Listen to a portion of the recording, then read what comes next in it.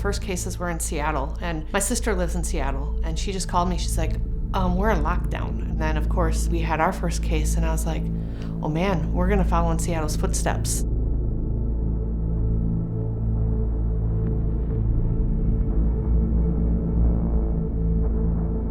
We have seen a 500% increase in the number of hospitalizations.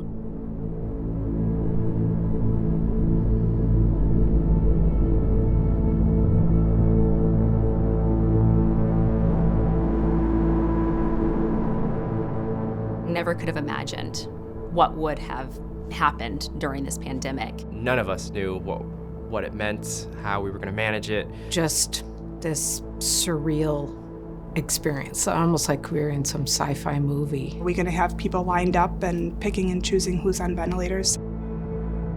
This is not a sprint. This is a marathon. And for us to be able to run that marathon, we need some resilience. We, the team today, are going to create our next legacy by virtue of how we act and how we show up and how we take care of ourselves and our community.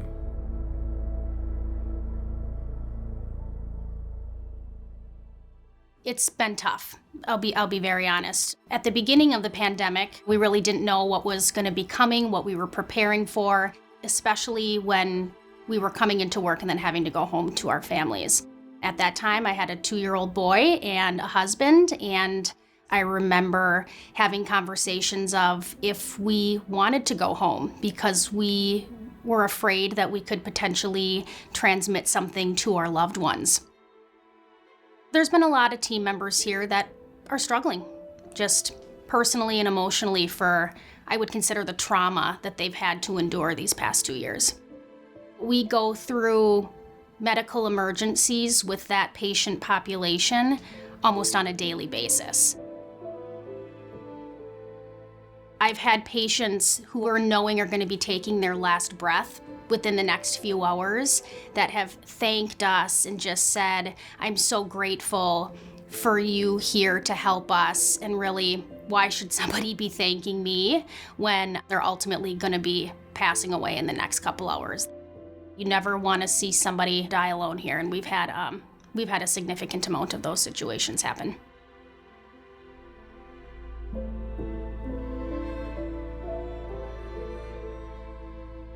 I lost many coworkers, and I lost a cousin. I lost a lot of things with this pandemic, and it was really hard. When the pandemic hit, I was also 323 pounds. The whole world was just turned upside down, and there was just all this tragedy, and I just felt so out of control. And I took a look at my life and realized that I needed to change, and I wanted to be an inspiration to the people around me, and I decided to go on a weight loss journey. I had gastric bypass, and I had already lost 70 pounds on my own, and I lost a total of 133 pounds during this pandemic. What keeps me going here is literally seeing the progress of the patients that heal and watching their journey. They inspire me, and I would like to think that I at least comfort them. It makes them not as lonely. And it really opens my heart up. Working at this hospital, it's changed my life, and I'm just so thankful.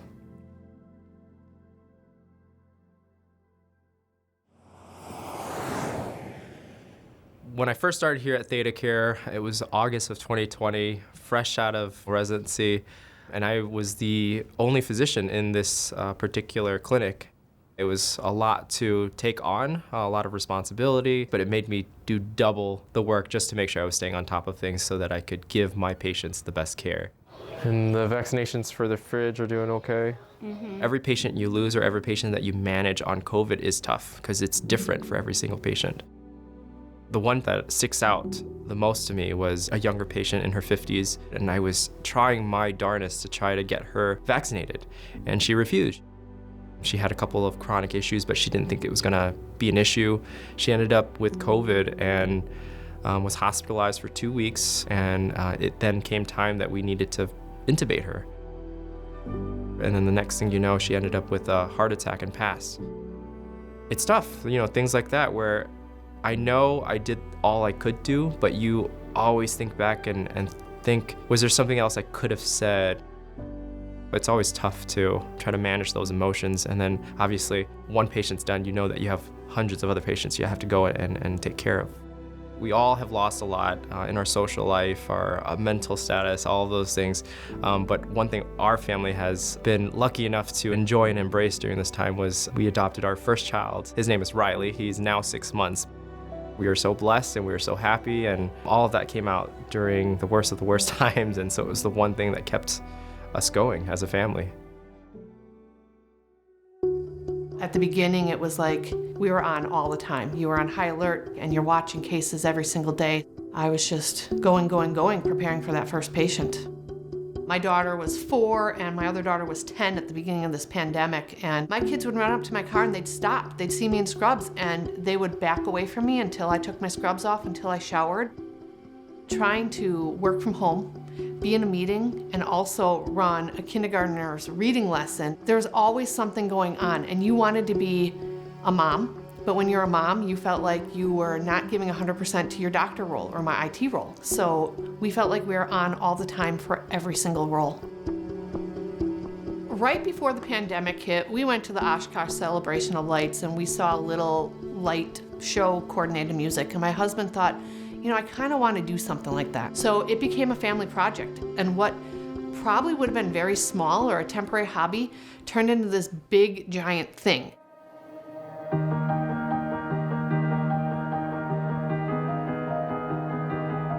Healthcare workers just seemed to really relate to that at that time. I think that's when we all realized that this is affecting everybody in the world. That video reached over 660,000 people. I was getting messages from people in Canada and the UK and Australia, and they're like, we're seeing it too. That's when Italy was having their outbreak, and it really helped solidify that we're all in this together. When we got the notice that COVID was coming into this area, we had to take some precautions. We serve the most vulnerable population here, so we restricted anyone from leaving the facility without it being a medical appointment or something that was emergent. And we didn't have any visitors coming in. We were very excited to learn that the elderly would get the vaccine first. And we had kind of a big celebration here. They were so excited to get it. It gave them hope. Some of the residents feel like they've lost some of their independence. They want to get back to being able to have a cup of coffee with their neighbors and their family without having to worry about the masking. They want to be able to eat dinner with their family again and have them be back to the dining room where they can enjoy that with their family. Well, you have a good rest of your day. It was good to see you down here. I haven't seen you for a while. As a pediatrician, when the school shut down, one of my biggest concerns was, what's going to happen to these kids? This pandemic has had a huge impact on mental health. I see it tremendously in the pediatric population. I think physical activity is extremely important just for health, not just physical health, but mental health. So I decided I wanted to just encourage people to try to get out and move within the confines of their own house.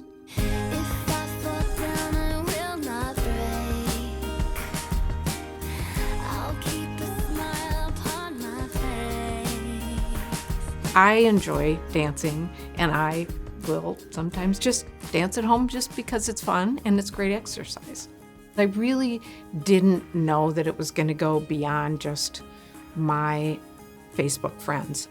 We've had to find ways to keep going, not only for ourselves, but as a support for other individuals, particularly healthcare providers, because it's been extremely challenging. We don't know what's coming up next. 2 weeks after the pandemic started, my husband was furloughed. So for us, life was flipped upside down. How do we adapt? How do we make sure that we can stay afloat and do what we need to do for our children? We were very fortunate that my husband was able to go back to work, but those were some very real conversations that we had to have. I think we finished everything. There was epic. Camden, no thanks. Hey. I'm able to stay home and work from home and care for our children at the same time.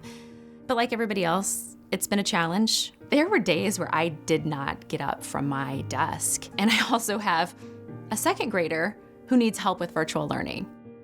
I remember it to this day where I'm on a Zoom call and I hear some things rattling around in the kitchen and I'm thinking, what is happening in there? My daughter came down with a huge mixing bowl full of salad. The day was really hard and I saw a glimpse of hope because it's hard and it was hard for her, but yet she was able to recognize that somebody else needed help and she stepped up to help.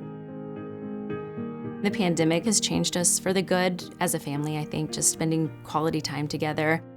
We began series of books and chapter books, and now it is every single night our kids are bringing their book to us saying, okay, how much longer until we can read? The portraits of old headmasters and headmistress covering the walls were snoozing in their frames. We're healthy, we're happy, we have our family together. That's what matters. So we are at 22. How many COVID? We have 11 COVID, 7 of them are recovered, and 4 are still in isolation. I had a baby in March of 2021, and kind of as I was going on maternity leave and as I was off, I heard from other staff here, we're finally down, we finally don't have any patients or maybe one patient here and there. So that was really exciting for me to think of coming back to work and, maybe this was over. We got hit with another surge and ended up coming back to full unit of COVID. One of our very first COVID deaths, we absolutely weren't allowing any visitors whatsoever, even for end of life. One thing that I had come up with for this patient was to be able to video conference with his family. I remember squeezing this guy's shoulder and having one of the family members, Dad, that's me squeezing your shoulder. And that patient and family will always kind of stick with me as somebody that it wasn't perfect, but they were just so grateful for anything that we could do to help them be with him.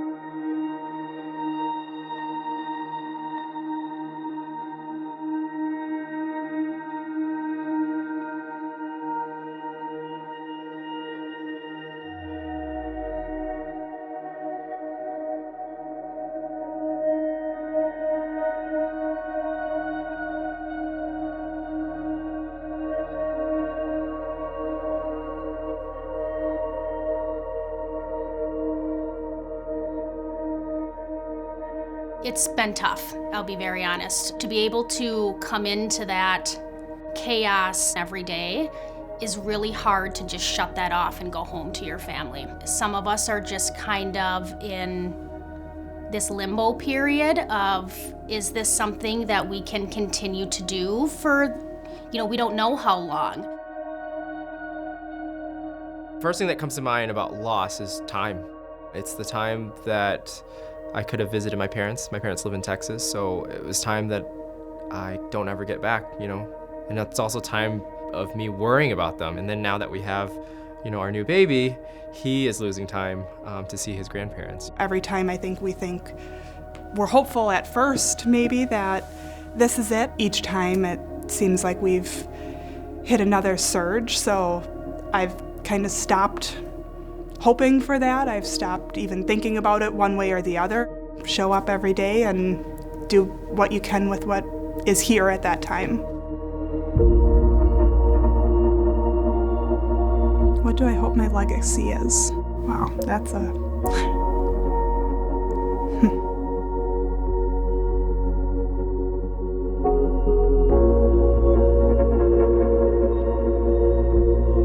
They're parents, they're caregivers, and they're dealing with all of the stuff that we're all going through as well. And they're caring for these patients who are incredibly sick. Truly, when people say that they're heroes, they are heroes. I hope that everyone leaves work every day proud of themselves and knowing, how much good they did. We have to keep doing this. We have to keep supporting each other and supporting these patients.